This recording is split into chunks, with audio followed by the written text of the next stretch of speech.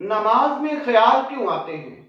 خیال کا آنا ایک فطری عمل ہے۔ خیال دو طرح کے ہوتے ہیں، ایک اچھے خیالات کا آنا اور دوسرا برے خیالات کا آنا۔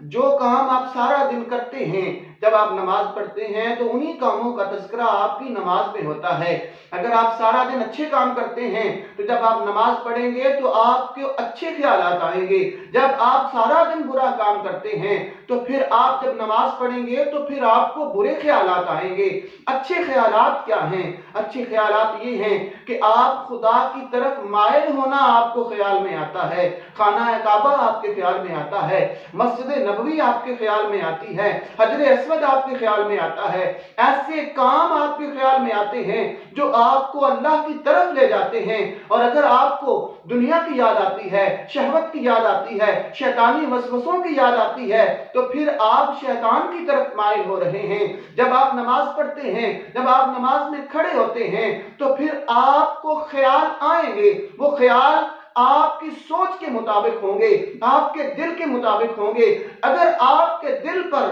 شیطان کی حکومت ہے تو پھر آپ کو شیطانی خیال آئیں گے۔ اگر آپ کے دل پر رحمان کی حکومت ہے تو پھر آپ کو اللہ کی طرف مائل ہونے کے خیال آئیں گے۔ نماز میں آپ کو اچھے خیالات آتے ہیں تو اس کا مطلب ہے کہ آپ کی نماز آپ کو اللہ کی طرف لے کے جا رہی ہے۔ اور اگر نماز میں شیطانی وسوسے آتے ہیں، دنیا کے خیالات آتے ہیں تو پھر آپ نماز کا حق نہیں ادا کر رہے، نماز کا فرض ادا کر رہے ہیں۔ نماز کا حق کیا ہے؟ میرے رسول نے فرمایا کہ نماز کے دو حق ہیں، ایک ادنا حق ہے اور ایک اعلیٰ حق ہے۔ تو صحابہ نے پوچھا کہ یا رسول اللہ ادنا اور اعلیٰ حق کیا ہے؟ تو میرے رسول نے فرمایا کہ نماز کا اعلیٰ حق یہ ہے کہ نماز کو اس طرح پڑھو کہ جیسے تم خدا کو دیکھ رہے ہو، اور نماز کا ادنا حق یہ ہے کہ کم سے کم اتنا ضرور کرو کہ ایسے نماز پڑھو کہ جیسے تمہیں خدا دیکھ رہا ہے۔ جب رسول اکرم صلی اللہ علیہ وسلم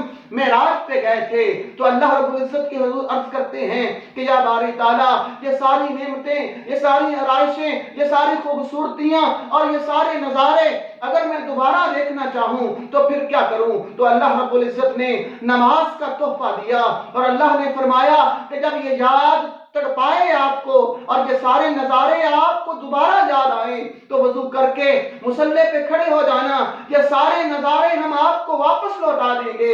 اسی لیے تو میرے رسول کا فرمان ہے کہ نماز مومن کی معراج ہے۔ اور جب بندہ یہ تصور کرتا ہے، یہ خیال کرتا ہے اور نماز کا جو ادنا درجہ ہے اور نماز کا جو ادنا حق ہے اس پہ عمل کرتا ہے اور یہ خیال کرتا ہے کہ مجھے خدا دیکھ رہا ہے، میری سوچوں کو خدا دیکھ رہا ہے، میری نیت کو خدا دیکھ رہا ہے، تو پھر اس کی سوچوں میں، اس کے خیالات میں شیطانی وسوسے نہیں آتے بلکہ رحمان کا تصور آتا ہے۔ اور جب وہ اپنی نماز کے ادنا درجے میں اتنا کامل ہو جاتا ہے پھر اللہ رب العزت جو نماز کا اعلیٰ حق ہے اس پہ فائز کرتے ہوئے اللہ کی ذات اس کے سامنے نہیں آتی، لیکن اس نماز پڑھنے والے کے اندر اللہ کی ذات سما جاتی ہے۔